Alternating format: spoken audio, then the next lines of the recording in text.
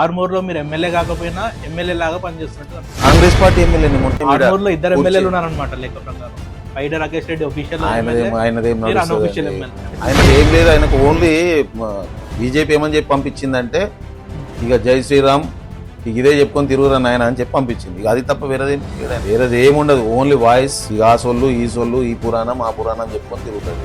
ఇస్తున్నాం. రైతు బంధు క్లోజ్ చేసేస్తారు అనేటువంటి టాక్ కూడా చెప్తున్నాం. రైతు బంధు రైతు భరోసా అనేది రైతు భరోసా అనేది 12,000 రూపాయలు. మనం గతంలో 10,000 ఇచ్చిర్రు, మనం 15,000 ఇస్తామన్నాం. మనం ఇప్పుడు పరిస్థితి బాగాలేకున్నా గానీ 12,000 రూపాయలు ఇప్పుడు మనం ఇస్తున్నాం. రైతు భరోసా కూడా ఏదైతే వాళ్ళు ఉందో డ్యూ ఉండేనో మన ప్రభుత్వం రాగానే ఒక డ్యూ ఇచ్చినాం. రాష్ట్రంలో ప్రజలందరూ కూడా కాంగ్రెస్ ప్రభుత్వం రావాలనుకున్నారు. ఇక్కడ కూడా కాంగ్రెస్ వచ్చింటే ఈ ప్రాంతం కొంత అభివృద్ధి చెందుతుండే. ప్రజల సమస్యలు చాలా సమస్యలు రోజు నా ఇంటికాడ జాతర